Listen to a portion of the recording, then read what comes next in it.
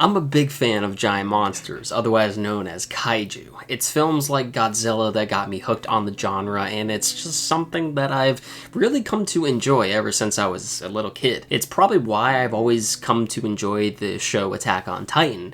Lately, there has been a new manga that I have been reading in Shonen Jump, which has caused quite an uproar amongst the anime community, and is being titled the spiritual successor to Attack on Titan, and that series is Kaiju No. 8. So the general synopsis of the story of Kaiju No. 8 is that humans have been terrorized by kaiju for many years.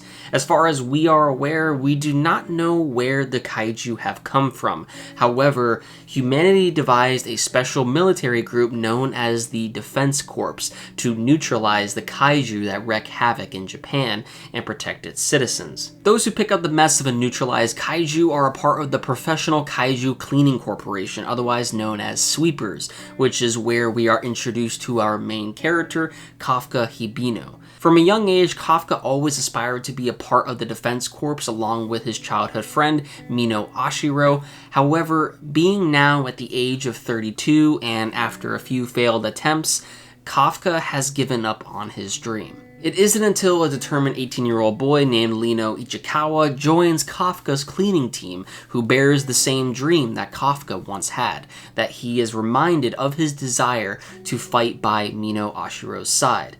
Eventually, due to a chain of events, a parasite-type kaiju enters its way into Kafka's body, transforming him into a humanoid kaiju. With Kafka's new powers, Kafka decides to give his lifelong dream another try. The world building in Kaiju No. 8 is pretty basic on the surface level, but I believe will eventually turn into something bigger because as of right now, the series is still getting established.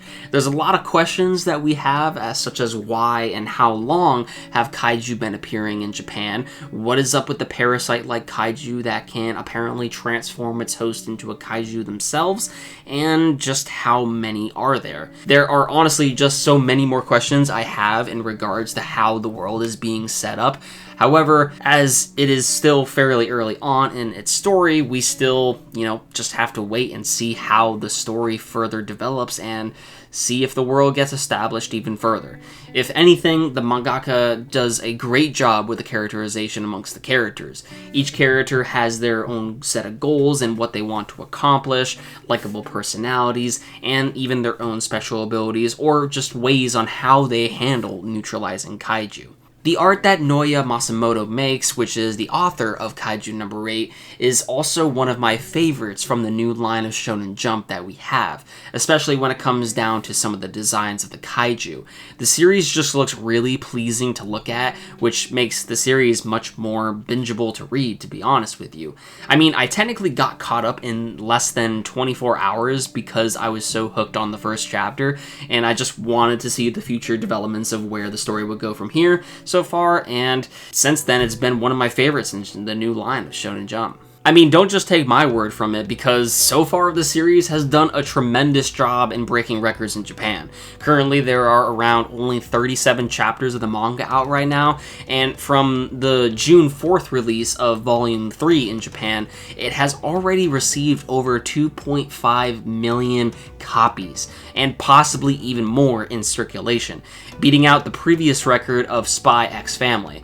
The most important aspect of this is that this is the fastest series to reach such a milestone in Jump Plus's history, which is basically an online magazine variation from the original Shonen Jump magazine. For a series just starting out and having less than 50 chapters, that is a huge accomplishment, and with the record-breaking sales, there is no doubt in my mind that once enough content is made, we will most likely be getting an anime, and I'm positive that through the anime, this series will further explode in popularity. I personally feel as though Kaiju No. 8 is a breath of fresh air, as while it might not necessarily be anything new we haven't seen from a series before, we have a main character in Shonen Jump who is 32 years old.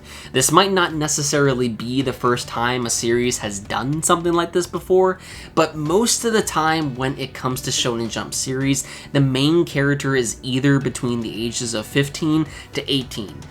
still in the early stages of their life, doing incredible things, which is why the shonen demographic is probably so popular in the first place. With Kafka being 32 years old, he has been alive for over 3 decades worth of his time and still has yet to accomplish his dream.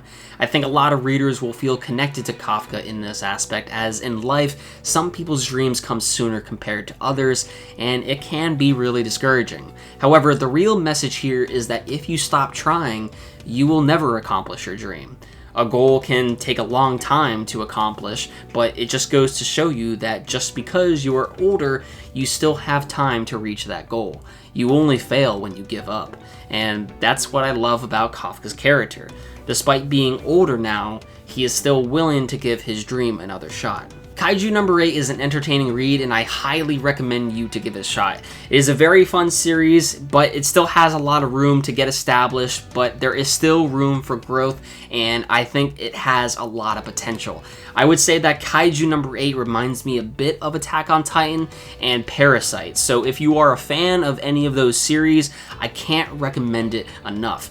Let me know what you all thought about this video, as well as what you personally think of Kaiju No. 8 in the comments down below. I'm very curious to hear everyone's thoughts and want to know if you guys think Kaiju No. 8 is going to be the next big hit, because honestly, I think this series is going to get even more popular once an anime is finally produced. And if you want to see more videos like this one, as I do a variety of anime-based content here on the channel, make sure to drop a like and subscribe if you want to stay updated to more content. With that said, everyone, thank you very much for watching. I hope to see you all in the next one.